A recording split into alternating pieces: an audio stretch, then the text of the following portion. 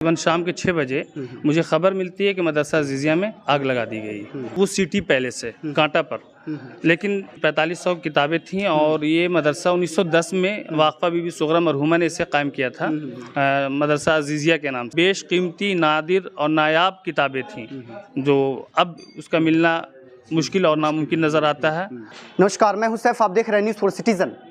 अभी हम बिहार शरीफ में हैं, बिहार शरीफ का दौरा कर रहे हैं। आपको बता दें कि ये जो जगह है ये लाइब्रेरी है मदरसा अजीज़िया की, और हमारे साथ यहाँ कुछ लोग जुड़े हैं। तमाम लोगों से ग्राउंड रिपोर्ट हम जानेंगे और जानने की कोशिश करेंगे कि क्या माजरा थी, क्या तमाम चीज़ें थी। अस्सलाम वालेकुम। जी वालेकुम सलाम।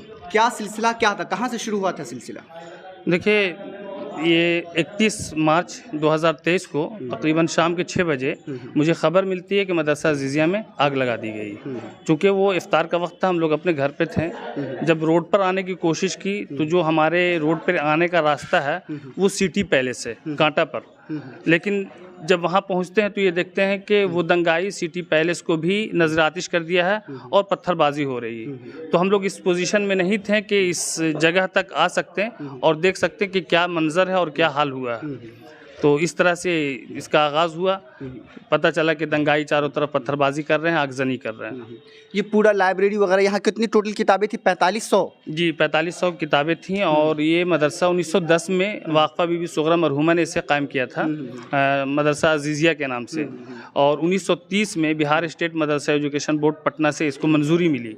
और बहुत ही कदीम लाइब्रेरी थी। इसमें 18 लकड़ी की अलमारियाँ थीं जिसमें तकरीबन 4500 किताबें थीं और बेशकीमती, नादिर और नायाब किताबें थीं जो अब उसका मिलना मुश्किल और नामुमकिन नज़र आता है।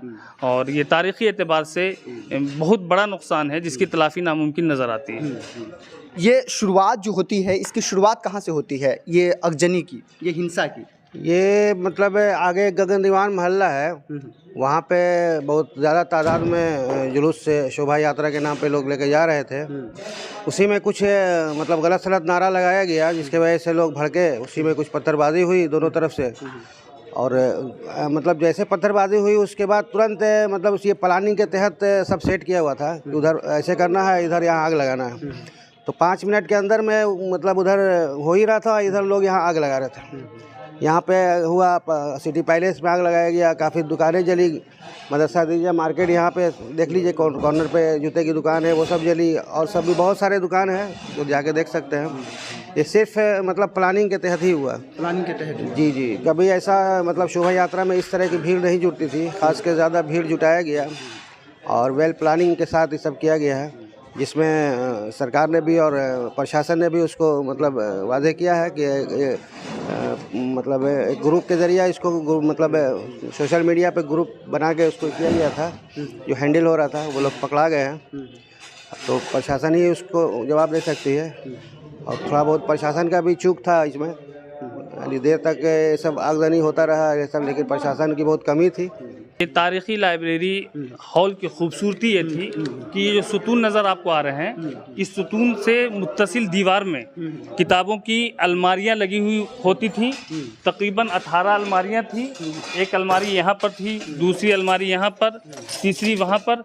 इस तरह से तरतीबवार अलमारियां थीं और इन तमाम अलमारियों में तकरीबन 4500 किताबें थीं और तकरीबन 8 अलमारियां थीं जिनमें से 2 अलमारियां तो लोहे की हैं और बकिया 6 अलमारियां लकड़ी की थी, जिसमें तलबा के जो 1910 से अब तक जिन्होंने दाखिला लिया, तो 1910 से लेकर के अब तक के तमाम तलबा, तालिबात, असातिज़ा के तमाम वो दस्तावेज़ात, जैसे मसलन तलबा के मार्कशीट, सर्टिफिकेट, असातिज़ा के सर्विस बुक, नियुक्ति पत्र, मदरसे का इल्हाक़नामा, ये सारी चीज़ें जलाकर उन दंगाइयों ने और इदारे के दुश्मन ने, बल्कि मुल्क कौम के दुश्मन ने इसे जलाकर खाक कर दिया। और ये वो दाग लगाया है जो उसको मिटाए मिट नहीं सकता है। लेकिन यहाँ शांति किस तरह की, अभी शांति माहौल देखने को मिल रहा है? अभी तो माहौल शांति है क्योंकि तकरीबन 14 दिन से ज़्यादा का अरसा गुजर चुका है, तो पहले से हालात बहुत बेहतर हैं, मामूल के मुताबिक अभी माहौल है। लेकिन बहरहाल उसका दुख, उसका खौफ, उसका डर, इससे लोग अभी भी बाहर मुकम्मल तौर पर नहीं निकले हैं। कहीं ना कहीं खौफ का माहौल अभी भी कुछ है। आप कौन हुए? जी, मैं मोहम्मद शाकिर कासमी, इंचार्ज प्रिंसिपल मदरसा अजीजिया बिहार शरीफ हूँ। अच्छा, आप प्रिंसिपल साहब हुए। प्रिंसिपल साहब, ये तमाम चीज़ें जो देखने को मिल रही है हमें, ये पस मंज़र जब ऐसी कुछ नहीं हुआ था उस दौरान पूरी चीज़ें कहीं ना कहीं हमारे पक्ष में थी और बेहतर थी। जी, जब कुछ नहीं हुआ तो हालात बहुत बेहतर थे और इसकी रौनक काबिल दीद थी और उस रौनक को, उस मंज़र को लफ्ज़ों में बयान नहीं किया जा सकता, चूँकि अब तो सारे निशानात, सारे सबूत, सारे शवाहिद ख़त्म कर दिए गए हैं।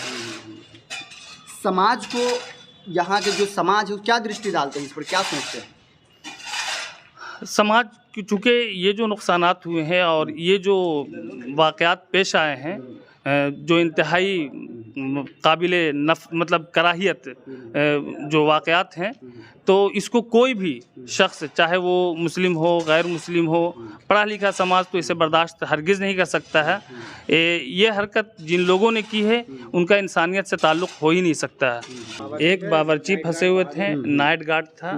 जब ये भीड़ दाखिल हुई तो नाइट गार्ड किसी तरह से अपनी जान बचा करके, नेपाल के गार्ड थे वो। जी जी जी, तो वो अपनी जान बचा करके बाहर भागे वो, और फिर उसने कहा कि मैं भी हिंदू हूँ, तो उसको छोड़ा गया। और जो बावर्ची थे वो बावर्ची रमज़ान की छुट्टी में इसलिए थे कि सुगरा वक्फ स्टेट की तरफ से गुरबा और मसाकीन के दरमियान इफ्तार तकसीम किया जाता है। तो 3 बजे तक वो बना करके फ़ारिग हो गए थे और अपने कमरे में आराम कर रहे थे। तो पहले तो वो पनाह लेने के लिए मस्जिद गए, लेकिन मस्जिद पर जब अटैक हुआ और हमला हुआ तो वो मंज़र देख करके वो मदरसा आकर के उन्होंने पनाह लिया, ये सोच करके कि शायद हम यहाँ महफूज हो जाएंगे। लेकिन जब यहाँ आए तो उसका मंज़र और भी भयानक था। चारों तरफ धुआं ही धुआं और आग ही आग थी। वो एक रूम में चौकी के नीचे छुप गए और उसके कुछ देर के बाद फिर वो फ़ोन करके कहते हैं कि सर मेरी जान बचा लीजिए, हम मदरसा में छुपे हुए हैं। तो मैंने उनसे पूछा कि आप मदरसे में, पूरे मदरसे में आग लगा दी गई? तो वो ये बताते हैं कि सर हम देख ही नहीं पा रहे हैं कि कहाँ पर आग लग रही है। तो जिस जानिब वो कमरे में छुपे हुए थे उस जानिब वो आग की तपिश और आग के लौ को वो देख पा रहे थे। तो फिर मैंने कहा कि अगर लोग दंगाई चले जा चुके हैं तो आप मस्जिद में जाने की कोशिश कीजिए। फिर मैंने मस्जिद के इमाम साहब से बात किया और मस्जिद का गेट खुलवाया, तो फिर वो मस्जिद जा कर के पनाह लिए और तकरीबन 2.5 घंटे 3 घंटे की मुशक्क़त के बाद मस्जिद में फंसे हुए लोग और जो मदरसे के हमारे बावर्ची थे, ये लोग महल्ले तक पहुँचने में कामयाब हुए। क्या माजरा था? ये लोग पहले से तैयार? देखिए, हादसात और वाक़यात को जितने और जिस तरीके से रूनुमा हुए हैं, इससे बिल्कुल साफ वाज़ेह होता है कि मुनज़्ज़म साजिश का हिस्सा था। वरना आम तौर पर अचानक इस कदर आग नहीं भड़कती है। लगती है आग, थोड़ी बहुत मामूली आग लगती है, लेकिन ये जो मुनज़्ज़म तरीके से पूरा आग के हवाले किसी चीज़ को कर दिया जाना, ये उसी वक्त मुमकिन होगा जब पहले से तैयारी की होगी। बिहार के नालंदा जिले में, जो कि मुख्यमंत्री नीतीश जी का गृह जिला है, असामाजिक तत्व द्वारा अशांति फैलाई जाती है। रामनवमी के दौरान बिहार शरीफ में हुई हिंसा में एक मस्जिद को निशाना बनाया गया। 31 मार्च को हिंसा के दौरान मस्जिद में 20 से 25 लोग फंसे हुए थे। 4500 किताबें और महत्वपूर्ण कागजात को जला दिया जाता है। एक अकेला नेपाली गार्ड अपनी जान बचाकर भागता है कि कहीं उसे भी मुसलमान समझकर मार न दिया जाए। इन तमाम चीज़ों के बीच अब बिहार शरीफ सुरक्षित है। बिहार शरीफ में शांति का माहौल है, शांति ही समाधान है। यदि आपने हमारे YouTube चैनल को अब तक सब्सक्राइब नहीं किया तो प्लीज़ सब्सक्राइब करें। फेसबुक पेज पर देख रहे हैं तो फॉलो ज़रूर